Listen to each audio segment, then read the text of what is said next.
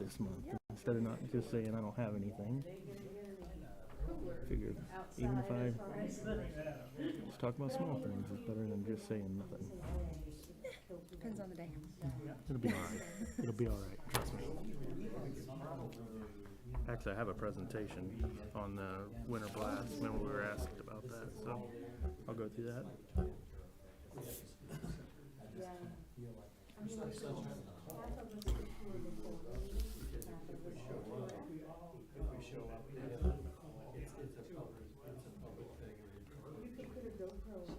Brad, how are you?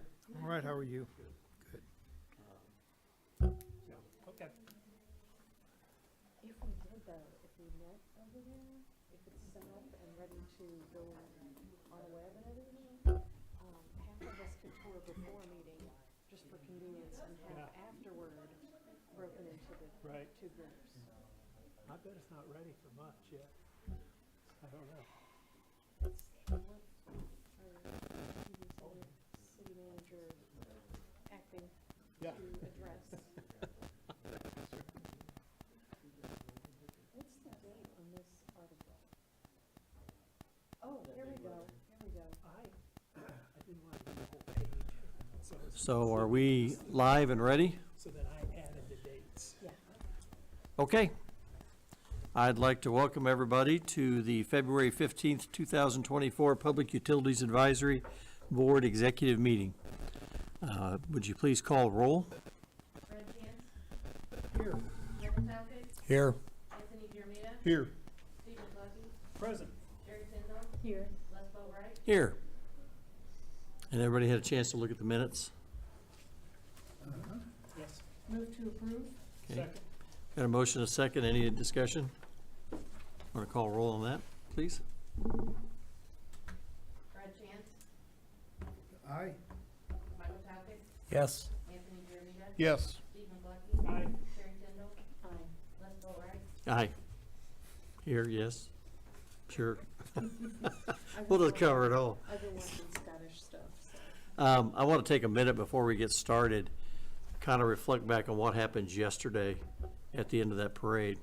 You know, we have events here in Independence like Santa Calagon, and if something like that were to happen here, I would like to say, because I've worked with a lot of the folks that responded yesterday, and I've worked with a lot of the ones in Independence, and I would like to think that we'd get the same kind of response out of our first responders. They do train a lot for these type of events. There's going to be a lot more go into it now. I'm sure there'll be more efforts pushed at certain things. They're going to go back and do a hot wash or go back through what they did, how they responded, and that's where they learn a lot from it. So I think they're going to learn a wealth of things. They did a lot of things right, and they can always improve on things. I've never found an exercise or a disaster or parading like that they haven't learned something from. When you have over 600 policemen there and things like this that still happen, you know, how do you protect everybody? I did hear that all the kids are going to be fine that were shot, which is a great thing. I'm sorry that one person lost their life, but we just need to be thankful here in Independence that you know, we have our things that we have like Santa Calagon, and we don't have anything like that. We do have, you know, minor disruptions and some people get kind of out of hand, but we contain it pretty quickly.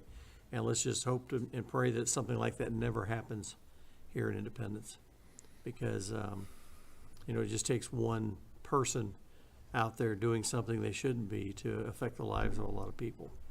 And I was very impressed even with the Chiefs organization, the way they all sprang into action. And, you know, Andy Reid was out comforting a child that had tried to jump a barricade to get out when the police told him to leave, and he fell and hurt himself. He picked him up and sat there with him until he was ready to go. So, you know, you never know how you're going to respond when something like that happens. You hope it's in a positive way, but you also never want to be in that situation where you have to figure out if you're going to do it or not. But my hat's off for all the first responders. I don't know, did any police officers from Independence go down there in that? Yeah. They did? Okay. So, and I know some of the people from the emergency response were in the Kansas City's EOC for that whole thing, and I've spent some time down there. And that's one thing, if you're ever interested in seeing besides Independence's EOC, a really full-blown, tricked-out emergency operations center. Kansas City has one that they've spent a lot of money on, a lot of thought on, and used it quite well. I know during the Royals, when they were in the World Series 2014, 2015, I got the privilege of being down there, and just to see the things that go on behind the scene that you don't even register. It's unreal, all the security measures that are taken, but things like yesterday still happen. You know, when's is enough, and how do you stop it? That's questions we can't answer, but hats off to the first responders and prayers to the families. Okay, so let's go on, and we'll start off, what a way to lead into finance and admin. Sure.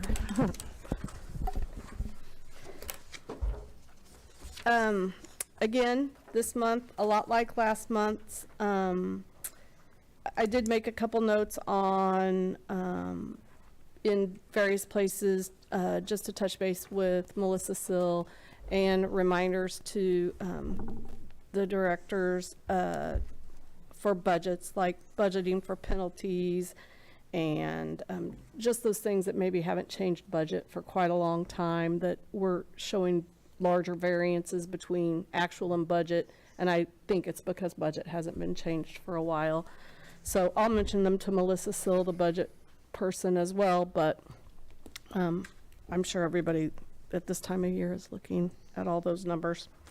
But otherwise, as far as, I'll just go division by division, power and light, right, pretty much on track for revenues, under budget for expenses. Our non-restricted resources available has increased by about 2 million over last month. Water, again, right on track for revenues. Expenses are under budget, and we're about $1.5 million increase from last month on non-restricted resources available. And again, I'm just doing broad view, so, and the same report for sanitary sewer. We're pretty much right on track for revenues, under for expenses, and we're down about $300,000 for unrestricted resources. So we're looking really good right now. Okay. We're pretty much right on track. Any questions on the finance reports? I have a question. Do I need to push anything? Yeah, yeah, there you go. I have a question about that targeted reserve. We're aiming for example, 14.4 on water, and we're at 6.1. And is that something that we work up to over the course of the year by, you know, these monthly gains? Okay. Yes, we, that's an over the time. So your targeted reserve is a long-term picture of a study that was done and amounts that they've determined is a good amount for long-term capital replacement. And those are meant to then be accumulated over a long period of Gotcha. time as well. So, yes. It felt for a second like we were only halfway there, so, you know, we weren't doing as well, but that's a really good way of understanding it. And actually, if you look, we're over our targeted reserve level in, cause that last number there, the total non-restricted, there at the very bottom is Oh, actually gotcha. how we're, so our target is that, I'm on sanitary 14. sewer. Oh, So for sanitary sewer, our target reserve is 12.7, we're currently sitting at 22. way over it, okay. In some instances, like in the instance of water, it's well over, but the main replacement program hadn't been going as much as it should have been, and that's built into the capital budget going forward. On sanitary, she mentioned we're a few $100,000 lower over this month to last, and that is a trend you will continue seeing on the sanitary side. We've been flatlined on rates for 4 years now, and have been predicting that starts to go down.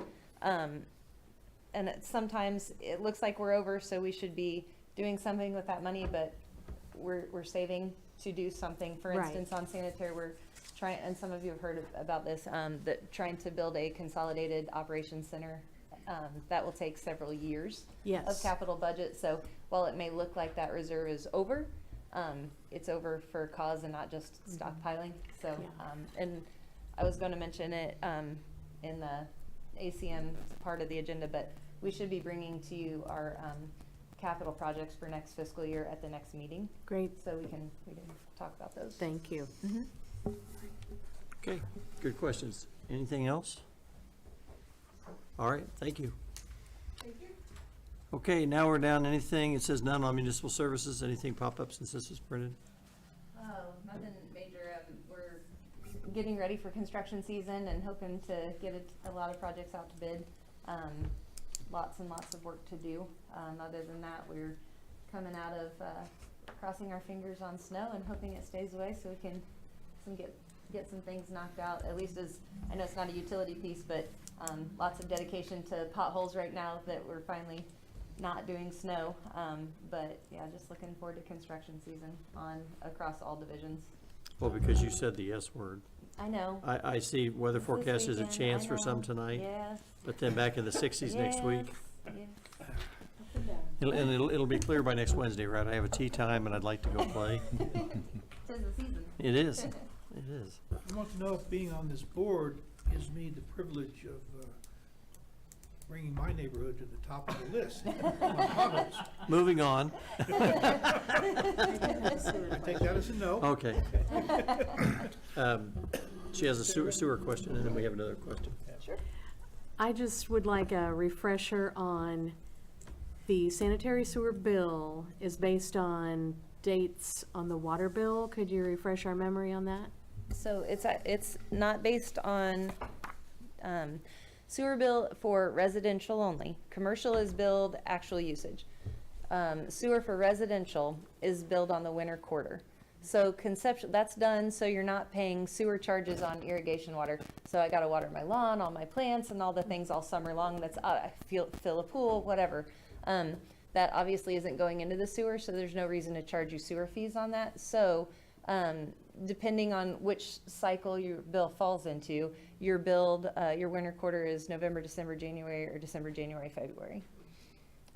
You can request to be billed as a commercial entity and on actuals, but then you would be paying sewer fees on all water used and not just what's used through toilets, sinks, and all the things. All right. And then also another thing we get asked on, just for clarification, is the $12 environmental compliance fee. And that's on every bill. And that is every dollar in that $12 goes to debt service for projects that were done as part of the federal consent decree that we were under and released from in 2016. Okay. And that was about just shy of $90 million in debt issued for that. Mr. McLucky, did you have one? You brought up potholes. Yes. I know the state maintains a number of roads, I think 24 Highway, 78, 40, Truman. okay. Yep. So I saw the unfortunate, tragic At 23rd incident on 23rd where somebody died, and it seemed like the examiner was suggesting they'd hit a pothole possibly, and then that put them over in the other lanes.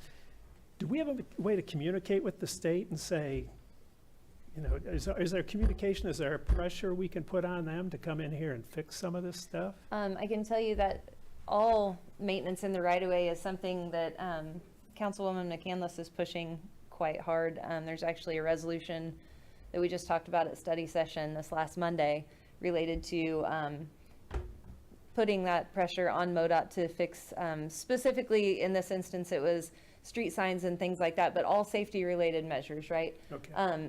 The MUTCD, which is kind of the federal handbook on traffic control devices and things, offers guidance, but there's not a hard, fast rule that they have to follow, or that we have to follow, to be honest, on when they have to be replaced.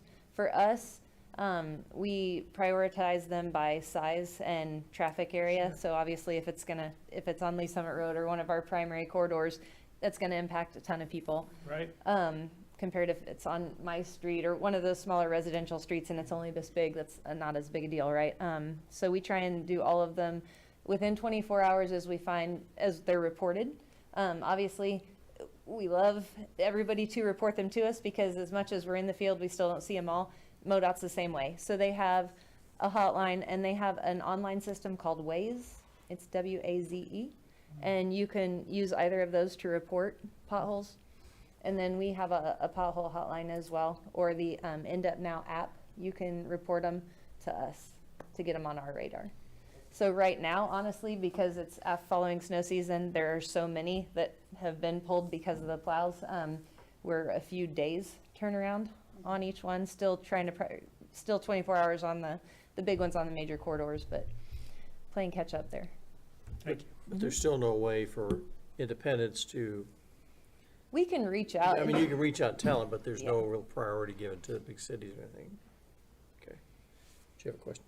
Oh, yeah, I was just gonna ask on that $12, how far out does that go?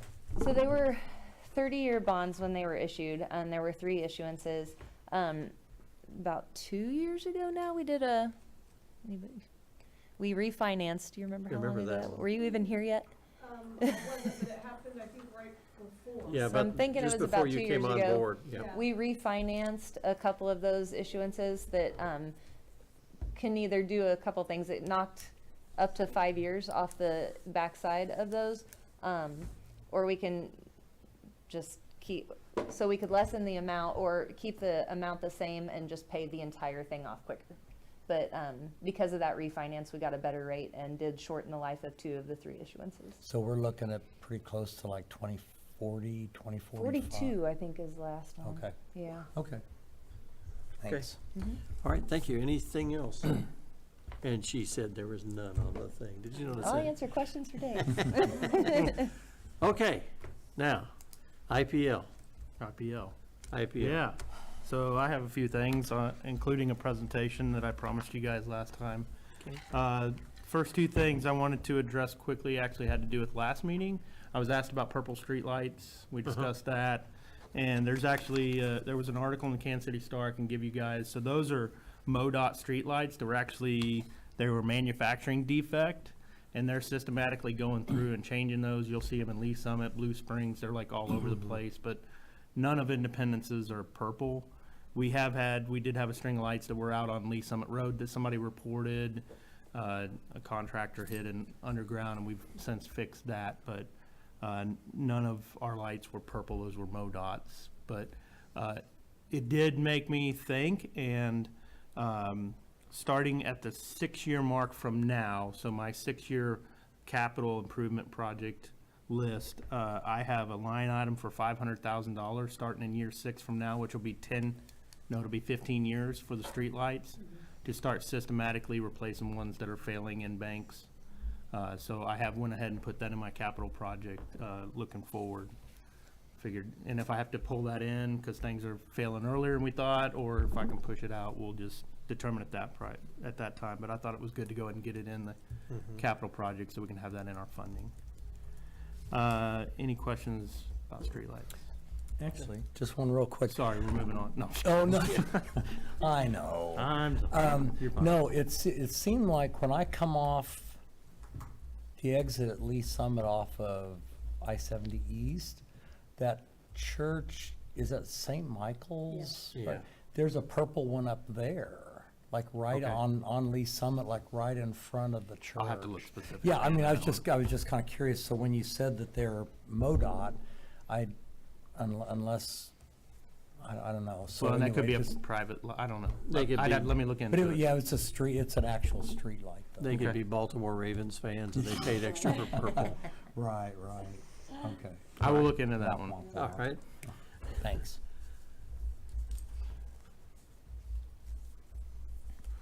Okay. Next, you guys all were given a presentation that I will go through. Unfortunately, I can't put it up on the screen here. Okay. But for those who are watching this online, it is part of the packet. So this information is available to anybody else who wants to view it as I go through it. Sit here, hold it. And so, yeah, this is the January 24 winter blast. It was funny because it had one of the storm's names on it, and this kind of went through a couple iterations of different winter storms that came through, so we just called it the winter blast. The first page after the title page there, the SPP advisory timeline. So I just wanted to illustrate to you guys the difference between like an advisory and an emergency, right? So SPP puts out advisories, kind of raise everybody's awareness, hey, get your things ready. And then an emergency, if it ever reached an emergency, we could be asked to actually start taking some kind of action, be it load shedding or starting more units than we normally would. So we never reached an emergency, but we did get pretty close, and you can see the conservative operations dark timeline there during that first really cold blast that came through. And that just, I don't want to go through it line by line, but you can see how it kind of progressed through and went through from a weather advisory to a resource, and then the conservative operations really says don't touch your equipment that's going to put it in any kind of harm's way of being able to operate if we need it to. The next 2 pages are really just kind of graphics of daytime average lows and highs for each one of the days, and you can see that big old purple cloud moving down into our region, really impacting weather pretty far south. I mean, even to the northern parts of Texas. And that's when SPP really starts talking about those resource advisories and making sure that we have units that can run, which takes us to the next page and talks about IPL preparation. So what did we do specifically through that storm? So the January 8th through the 10th time frame was kind of leading up. We knew cold weather was coming. We began making the necessary preparations. Of course, we continually monitored the weather and SPP grid conditions and we were always in contact with them, but made sure we were keeping up on date with that. Performed maintenance related to make sure those units could start up if needed. Established a plan of action in case we needed to order fuel. And you guys will see on next Monday's council meeting, there was 2 things. One, on the last council meeting, there was an emergency order of fuel. And then on this council meeting, we're actually raising our purchase order limits for fuel because we burned a whole lot of fuel through this winter storm that you can't predict in a year, right? So each year we just take a 3-year average, kind of figure out, but this really, we burned a lot of diesel fuel, and you guys will see those numbers here in a second. The 11th through the 12th, we actually started the units, made sure they could actually start up and run. Fuel was ordered, and we raised our levels up to 90%, and some of that was with the additives to make them so they won't gel up. That additive burns less efficient than normal fuel, so we don't try to keep that much in the tanks. But when it gets down below, and you'll see we talk about our winter or our cold weather advisories and what we do with the fuel in a minute as well. And that 11th through 12th, you can see the last line talks about us placing the units offered in the market for fuel oil and even H5 and H6, which can burn either one. We placed in offers that fuel oil because natural gas was $28.96. You can see there in MMBTU. I'll talk about what a normal natural gas price is here in a second, but it's really high. It's about 10 times normal. So those are times when it's great to have a dual fuel unit, right? So we can switch over to diesel and burn that fuel oil versus natural gas when natural gas prices put your margins at in the rears. So January 19th through the 21st, that second round kind of came through, and we put the H5 and H6 back into natural gas because the natural gas prices came back down at that point in time, and they did run, and they ran a lot. And our tanks were already in pretty good positions for the other units. So that's kind of timeline we walked through, and that was, if you remember, that was part of that was through a weekend, right? It was kind of tough to get some fuel deliveries from one of our vendors, and that's why we did emergency from the other, because last minute when the tanks go empty, we don't have days and days and days of storage, right? We have a few days. So when they get down and we need fuel now, We have to go to which vendor can get it to us now. The next sheet talks about natural gas prices, just to give you guys an idea. When I say, hey, 28.96, what does that mean? Is that high? Is that low? You guys can see back in 2020, I mean, your average sits around $2 in the MMBTU. Good old Winter Storm Uri, they spiked up to like $600, right? That was a very extreme event. And then even Elliott, their Winter Storm Elliott in December 22, it almost spiked up to about $30. So my markets coordinator did a great job of kind of putting different events and key points on the side there to tell you, okay, here's why prices were going up, here's why they were going down. And just so you can see, 2023, they were running around, you know, $2.50.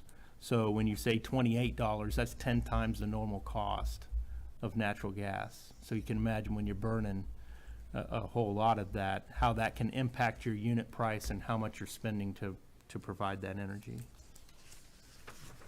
Next sheet just really goes through Independence's average temperatures through that time frame. And our IPL policy is extreme cold is defined when temperatures stay at 15 degrees or below for 48 hours. So we kind of hit that twice. We dipped into it for a long time in that very first cold blast and then dipped back into it during the second one. And during those events, that's when we raise our tank levels up so that they don't freeze up. We test units and make sure that we're ready to go when called on by the SPP market. I've gone through a bunch of slides. Does anybody have any questions so far? Or am I doing good? March on. Okay. Doing good. The next sheet, I know you guys know all of these acronyms, so the sum of MTLF is midterm load forecasting. So that's what SPP, so this is talking the load side. This is how much things are being turned on. This is how many furnaces have fans running, how many things are running to keep the lights on and keep things warm. So you could see, and so the blue line was what they forecasted, and the orange line is what actually happened. All right, and what that does is if you look, we'll say if you go over to 115 at like the 4 to 8 o'clock hour, you will see that the forecasting was way ahead of the actual, okay? So at that point in time, energy prices aren't that bad because we forecasted we were going to use a bunch and we didn't use as much. But if you look at the very first peak on the left-hand side, their forecast was low and the peak was, I mean, that's almost, 1,000 megawatts, right? Mm-hmm. So you're talking significantly, they underestimated the amount. And what that does is you'll see on the next page, we talk about real-time market and then day-ahead market. And you'll see what that does with pricing. The gray line just kind of gives you an idea of what Independence's load did through that time. So that's the load side. Then the next slide is a pretty squiggly graph talking about LMPs, which is location marginal pricing. So what that tells you is how much is energy costing me to buy from SPP at that point in time, or how much are they paying units for, okay? So if I'm in the day ahead market, I'm gonna be on that orange line. If I'm in the real-time market and I have to buy power on 11/14 when it's up to $1,000, I hope that as Independence, I made a good judgment for how much load my city's gonna have. Otherwise, I'm gonna be paying real-time prices for any difference. Does that make sense? Mm-hmm. All right. So that's bad when you're talking load, but then it's good if you have generation that you can make money on and sell to the SPP market, right? So the next slide talks about our actual IPL unit performance through those days. So not to belabor it all, but you can see the different subs that we have. So sub I, J, and H. H obviously ran the most throughout this I would say this whole event was probably about 10 days, so about 240 hours long, we'll say. Sub H ran a combined of 167 hours, so between those two units, they ran significantly through there. Sub J and Sub J ran the least, which is to be expected, and Sub I ran 82 hours. You can see their total megawatt production. Then you have total revenue, which is what SPP pays us, and then we had to pay for fuel to run those units. So then you have the net revenue. Okay, so the CT total, we ran 2,410 megawatt hours with a net revenue of $373,000 for all those units after we paid for fuel. So my next slide wants to point out that net revenue doesn't mean that's cash in hand in the pocket of IPL and the residents and we're way ahead, right? Because I still had to pay SPP for the load, right? So any money I make on a unit that was ran, that Independence owns, is totally an offset for what I'm paying for load, okay? So this load versus generation talks about all of our generation. So you have all six of our subs, or all six of our combustion turbines at each three of the subs. We even have Dogwood, Iatan, Nebraska City, the wind farms, and how much revenue did those produce each day. But then on the left is how much was the load, how much did I pay for load. So then how much did that offset that load cost? So without going through excruciating detail and pointing each number out, the big ticket item is it was about $5.8 million in load through this time frame. But with all these units running and all the credits that we got back, it ended up being about $2 million. So it's definitely favorable for us to have all these units in these purchase power agreements that provide load to SPP. In fact, if you look at Dogwood specifically, right in the middle, there was a $457,000 day. And you may ask yourself, well, Joe, you just said gas prices were high and Dogwood's a natural gas plant. Well, they buy in bulk, right? They buy ahead of time. They have what's called firm gas, right? So they've already purchased that well in advance, and they can take advantage of the lower prices, but yet the energy prices were spiked that they were selling to. So that's why that unit was so profitable that day. But they're a big enough customer to be able to do that. Somebody like Independence wouldn't be able to do that. So I can't do prepaid gas because I don't know when my units are going to run, Yep. right? And and I only have two that run on natural gas. And we'll get into Dogwood's prepay here after this presentation is one of the things I was going to report out on, but they definitely are in a better position to know how much they'll run, how much gas they're going to use, and can buy those big blocks of natural gas ahead of time. The final slide really talks about just some of the issues. I mean, we did have some issues, right? H5 on the 14th ran into a little bit of freezing line issues, but we got it fixed. Just a few. We had a failed to start on, H6 failed to start on the 20th, but we got it back on. When you're talking 10 and 15 degrees, it's tough for any of those events. And I really have to hand it to my operations and maintenance crews. Had linemen out fixing things in extreme cold, but I also had my operations and maintenance crews out in extreme cold trying to get these guys running and keep them running for us through this time and provide for the city. Okay. So I hope that wasn't too much. Hope that's informative for you guys. Any Is there questions? any questions? If no one else does, I have one. Jump in there. I do have one. Go ahead, Anthony. Oh, I'm sorry. That's good. It said the J1 tripped on high vibration. I remember talking, this has been some time ago. I can't remember whether it was H5 or H6 had a vibration problem. It was H5. Was it H5? Yeah. What, that's resolved now? It is. Okay. It is. So if you remember, so H5 is the one that had a generator that went to ground. So we took the generator and we pulled it out and sent it out, and it ended up being, it needed a total rewind. We brought it back and we went to start up and we had extreme vibration issues.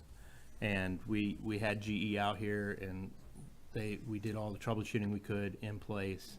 And they said, they recommended us go ahead and doing a minor rebuild on that unit. So we spent like another, I can't remember the price, but it was like $1 million plus to pull that and do basically an overhaul on that and get everything back to new. And when we brought it back, it's been running great ever since. Thank you. Yep. I apologize. Oh, that's okay. No problem at all. My question is a little bit out there. Naturally, we're talking about natural gas, diesel, et cetera, for our units as a city. Mm-hmm. But there is also a lot of confusion on the part of consumers. Their Spire bill, I believe they might have had a rate increase or something because everyone's bill was really high, even right before the big freeze. And so, how can we better illustrate the difference between city utilities and the utilities that are from other sources? I see it really at least once a week.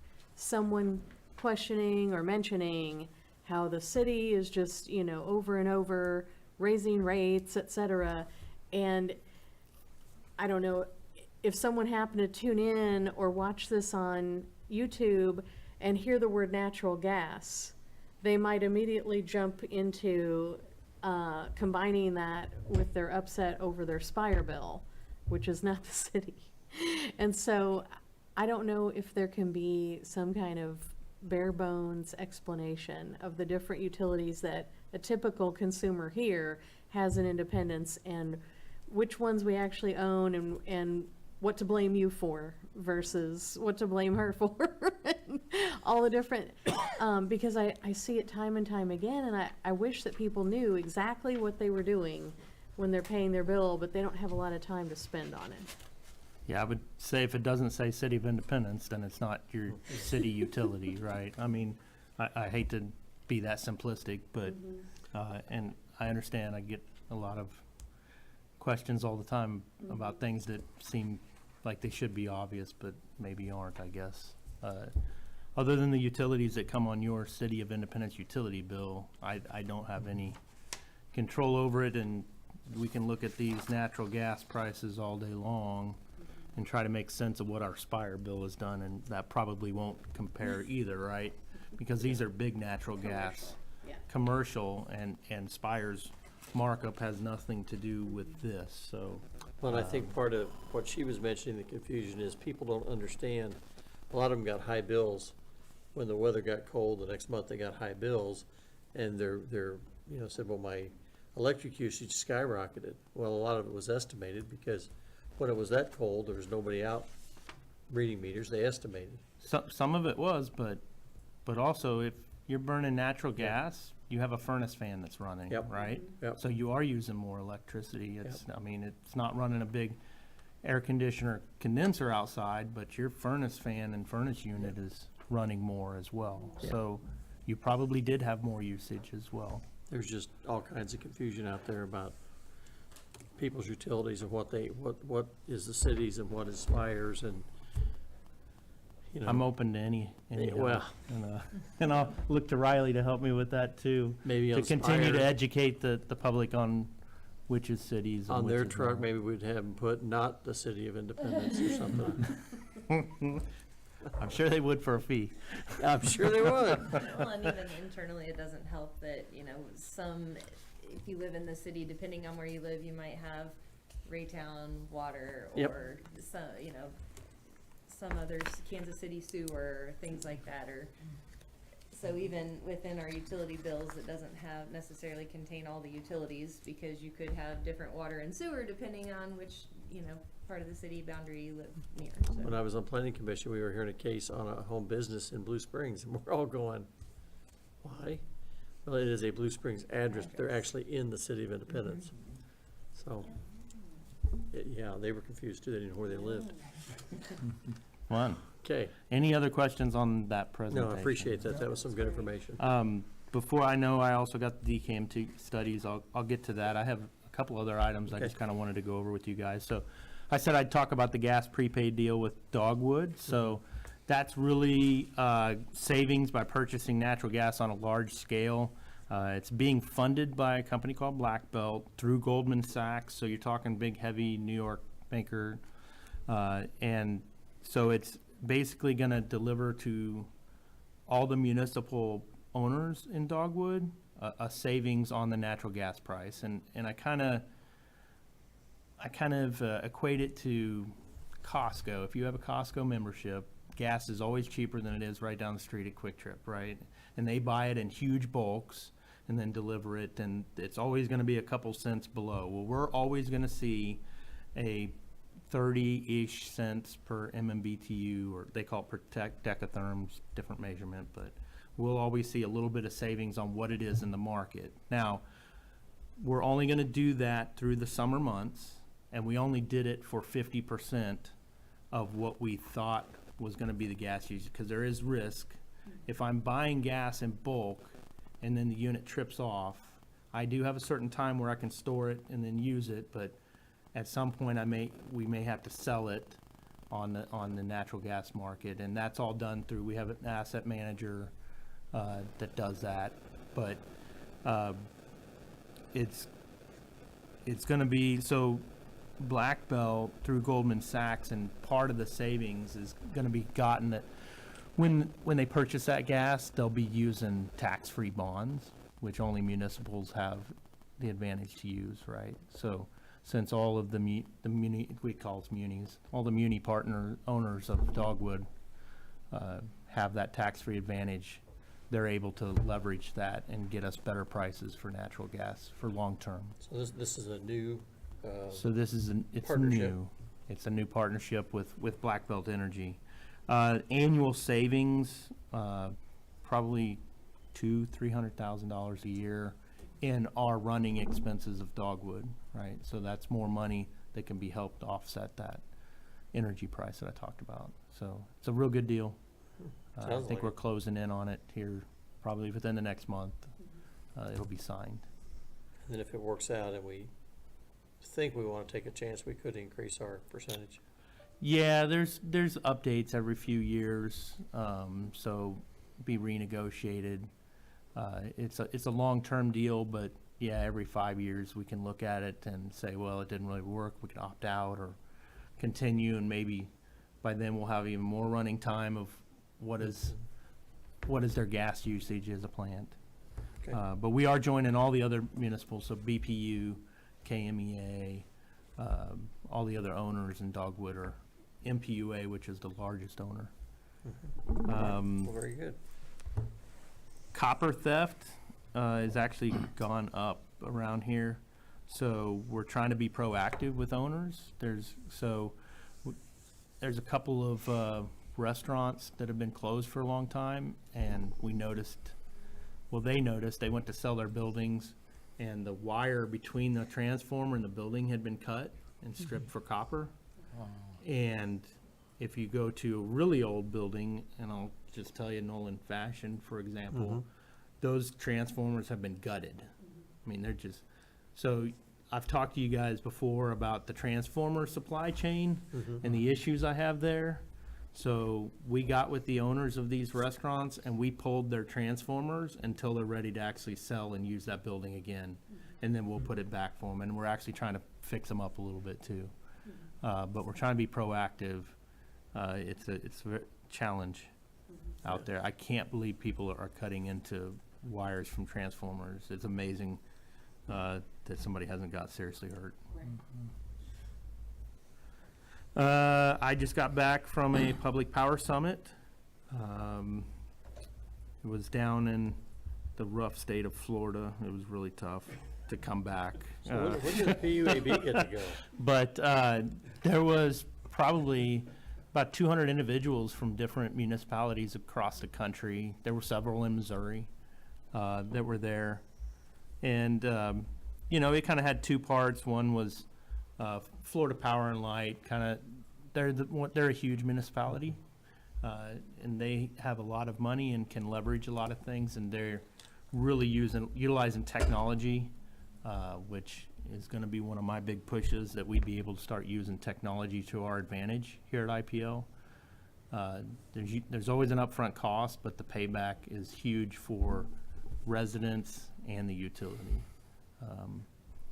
And then I'll be in office next week, and the week after I'll be in Washington DC for a legislative rally, where I'll be meeting with actual representatives or their staffers, talking about supply chain issues, right-of-way, some of the different challenges that are coming for utilities. Let's see here. Continuing to meet with North Point and other developers in town, talk about future needs. So that's going very well. And the last thing I had on my list was, I've listened to a lot of the council candidate speeches, and I just want to make sure that you guys are all on the same page and understand where we sit with specifically the FERC waiver and SPP. I just want to make sure we're all on the same page, because I heard it multiple times. We've got a permit, we could build, you know, drill, baby, I've learned a drill. I lot don't know. listening to those candidates. What's that? I've learned a lot. None of it I can use, but I've learned a lot. Yeah. I'm looking forward to the nuclear plant. So that's on my list. Let me give you an update. One of the candidates is gonna single-handedly build it, I think. Well, but to be honest, he's not the only person in this city that's said that, right? Yep. We've had sitting council members Yes, I was state that getting we're ready gonna to build say. nuclear, right? So I just wanna, I just wanna get it out on the record, and let's put some things out and just be transparent about it. So, I've been asked, can we restart or rebuild Blue Valley Power Plant, right? Can we start that thing back up? Can we grease the motors and kick the tires? And the short answer is no. So it would be financially prohibitive to restart Blue Valley Coal Power Plant back up, even burning natural gas. It was not laid up in a fashion to where things can start back up. It was shut down and retired. We don't have the air permits to burn anything there, so that would require that be refurbished. So the answer is no.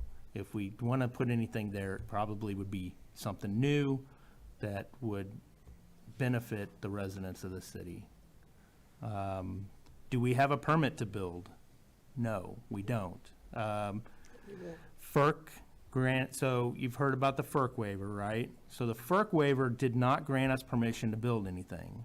The FERC waiver gave us an entrance into the SPP replacement generation study, okay? That's all it said. It didn't say you have permission to build. It said you have permission to enter, because when we shut down Blue Valley, we retired it. And then months later, we found out there was a replacement process for generation through SPP. So we asked FERC, do we have permission to enter that even though we've already retired? And FERC's waiver granted us permission to enter that through those. We went through the SPP process. We came out in the end. They said, you're good to go. No updates for transmission or distribution. You got 30 days to tell me whether you're a go, no-go. And at that time is when we went to council, and they said no. So we had to tell SPP we're canceling the project. So if we were to build something new today, we would start the interconnect study from the beginning. 5-year process. Currently, the wait's about 3 years. They are working on it. Well, it's 3 years to start the study, and then it's 12 to 18 months to get the study. So yes, somewhere in there. That line is getting shorter, and they are trying to streamline things. And I think you guys have heard that, because it was like 5 years to even start it before. So that's where we sit with that. We do not have that. And then, can we build a nuclear power plant in Independence? So I wrote this down. I said, I'll never say no, but the process is decades long and very high capital requirements, right? So what's the estimated cost to build a nuclear power plant right now? The latest articles I read was between $14 and $30 billion. That's B, right? Good luck getting Billion. it permitted. And it goes into all, and the article even had the cost breakdown for what it is. So. What kind of plant, though? So that's a 1,000 megawatt nuclear power plant. So let's talk NuScale, which is a small modular reactor, right? That one was gonna be 462 megawatts, and its last estimate was $9.3 billion. So now we're getting a little smaller. Maybe we're almost there. I don't know. The bottom line is, in comparison, the turbines we presented last, and I'm not trying to beat a dead horse on the turbines, I'm just wanting you to have a comparison. The turbines last year was $80 million for 90 megawatts, so let's just round it, let's just do back of the napkin math and say $1 million a megawatt.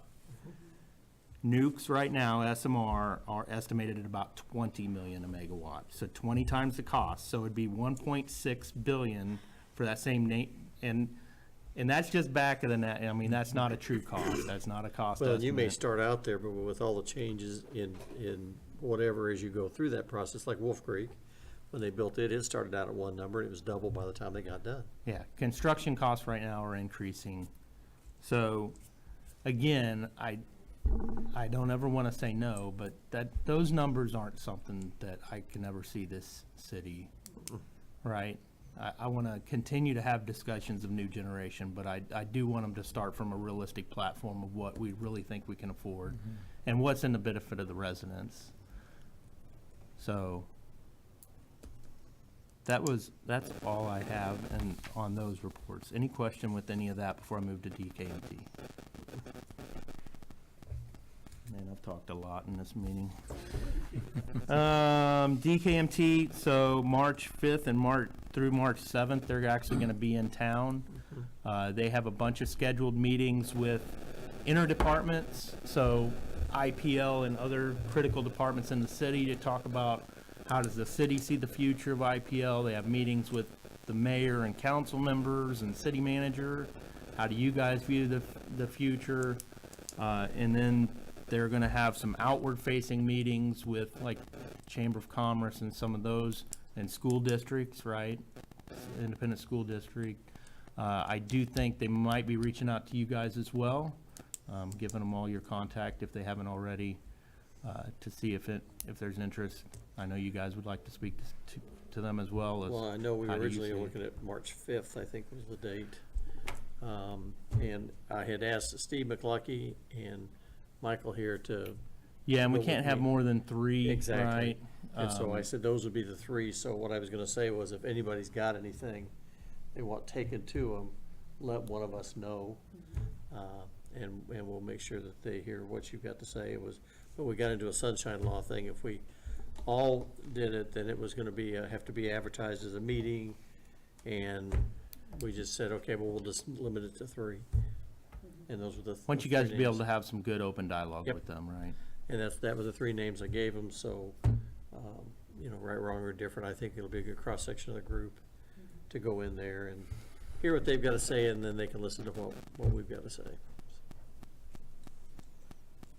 So they're Like I moving said, along. Get them the information, if you've got something you want to take it in. Anything else on DMKT? I do not have anything. Okay, Unless anybody has any questions. go for it. Okay. I did notice that the council agenda, they're requesting to issue a purchase order to Shockey Yes, Consulting for the, yeah, that's okay. So not them, that's me. And that's part of the DKMT study. We Right. said we would hire a professional PR firm to help communications, so. So if that's approved, how's Shockey going to be working with DKMT in the engagement plan? And will there be representation from DKMT so that when they do these community meetings, there's somebody that actually did the study that can answer questions that Shockey may not be able to, oh, that's a good question, I don't know that. So the answer is those public meetings will be held in conjunction with Shockey and DKMT. Okay, So the member okay. who's coming to talk to the mayor and all them is gonna be the same member to have the outward meetings. Shockey is just helping facilitate those meetings and Gotcha.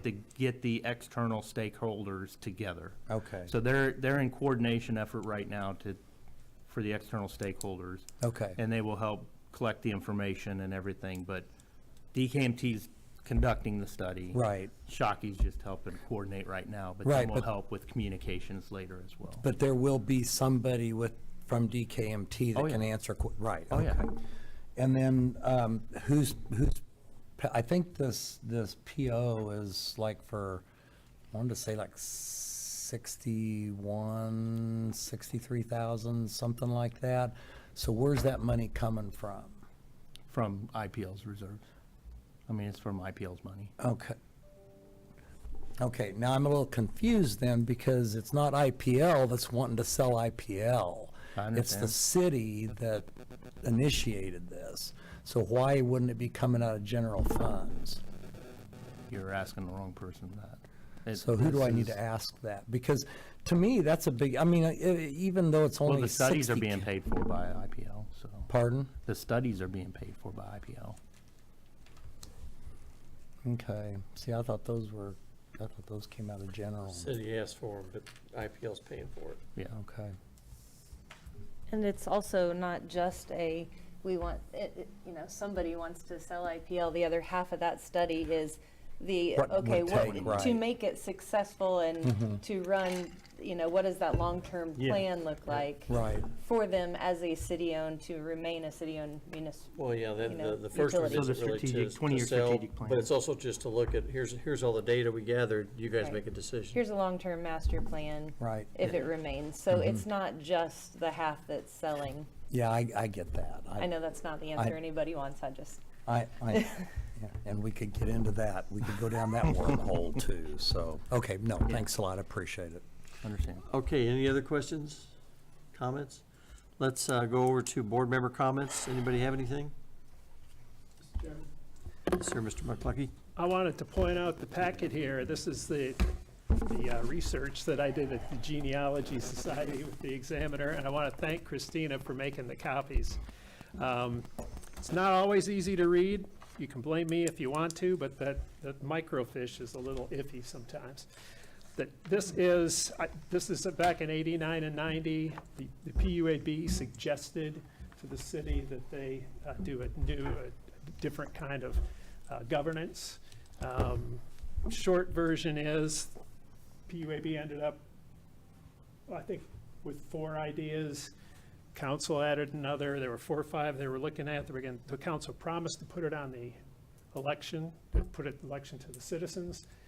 Then there was a city election, and the new council decided not to.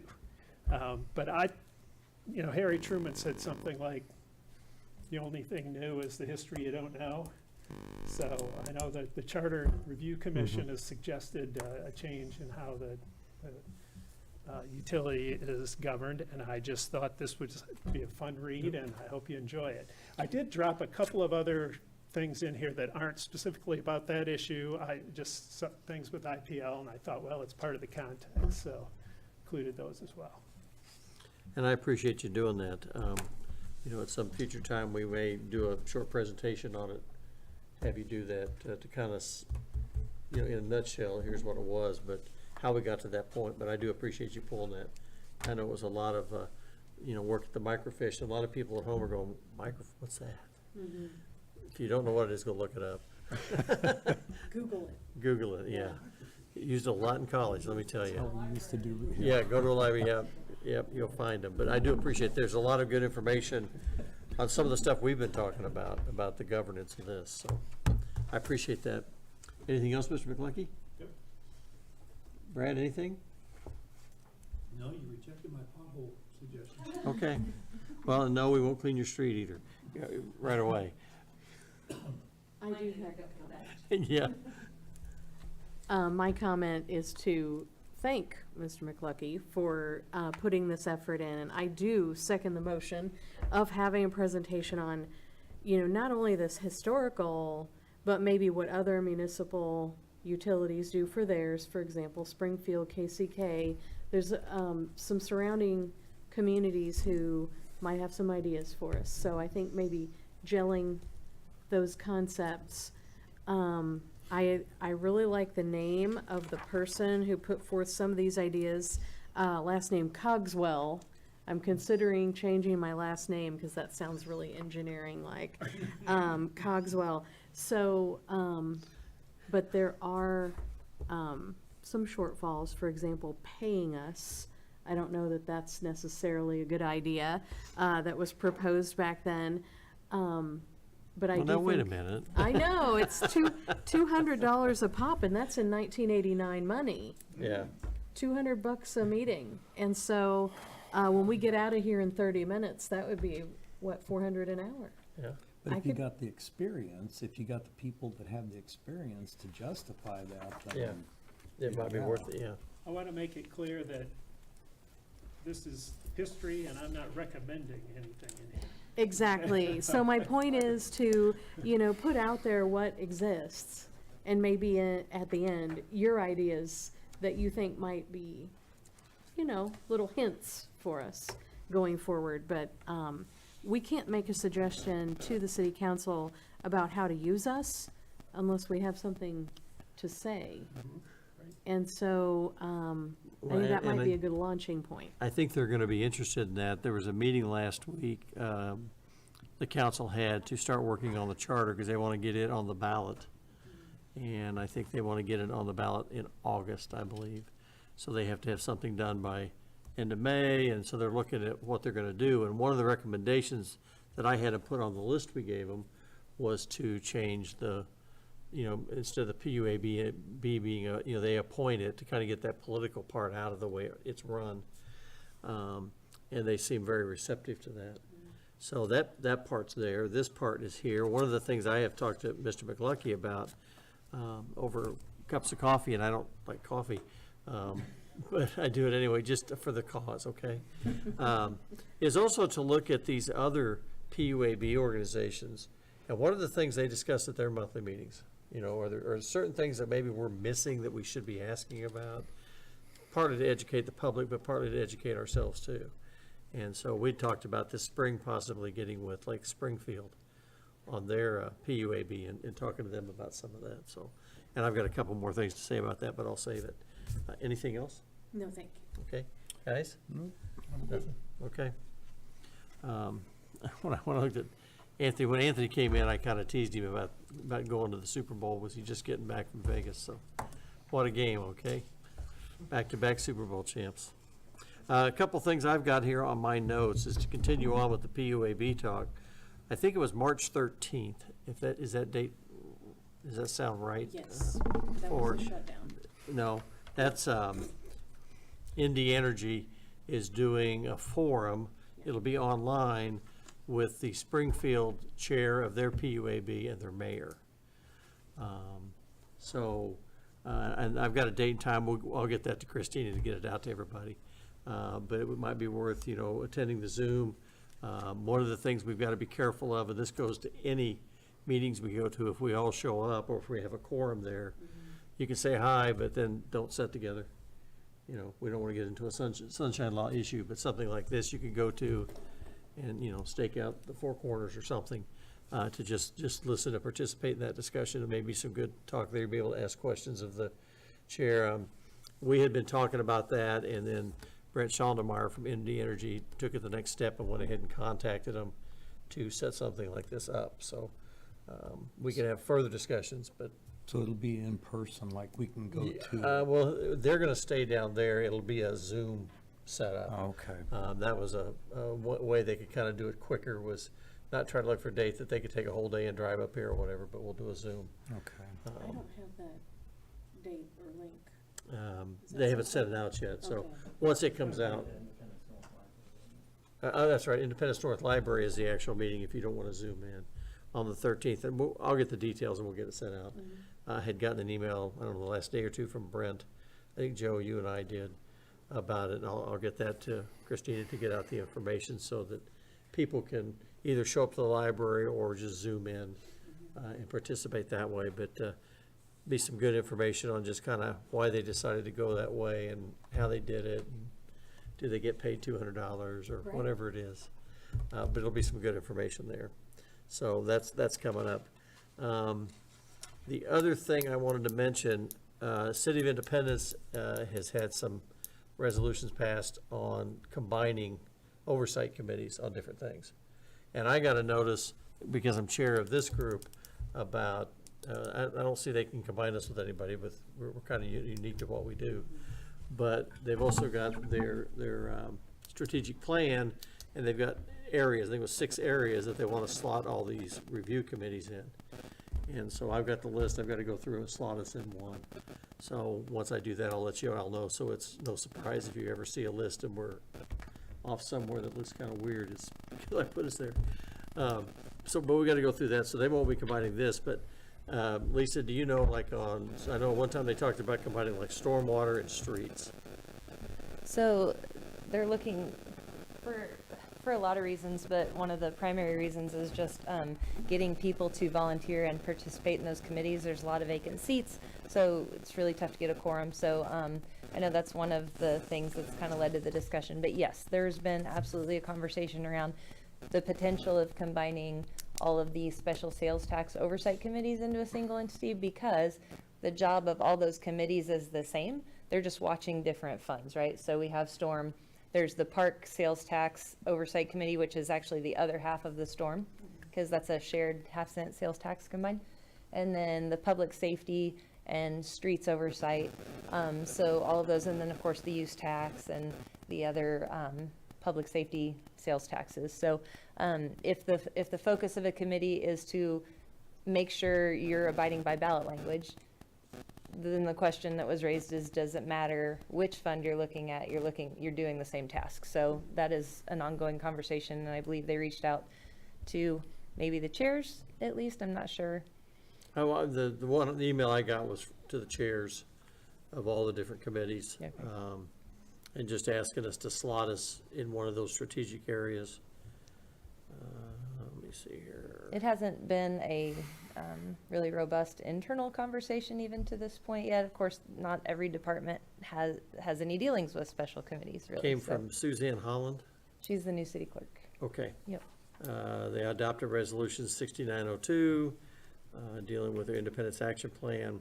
The 6 areas that we need to, I guess, slot ourselves into is 1, an engaged community. We foster a culture of engagement, civic leadership based on innovation and best practices involving community members of all backgrounds and perspectives.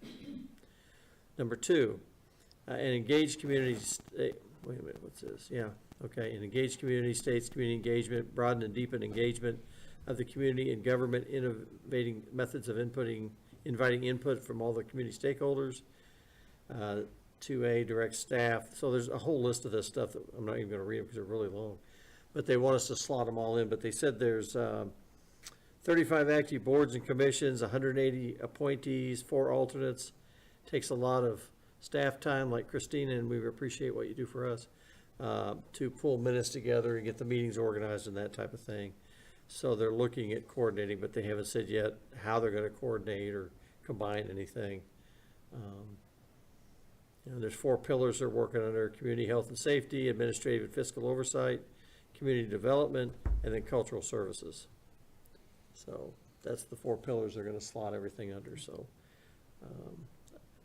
if you're on any other boards and committees, look for some type of consolidation at some point. I don't know how they'll do that, or I'm not sure they've gotten to that point, deciding how to do that either. But like Lisa said, there are a lot of openings on different things. I think we have an opening, at least one.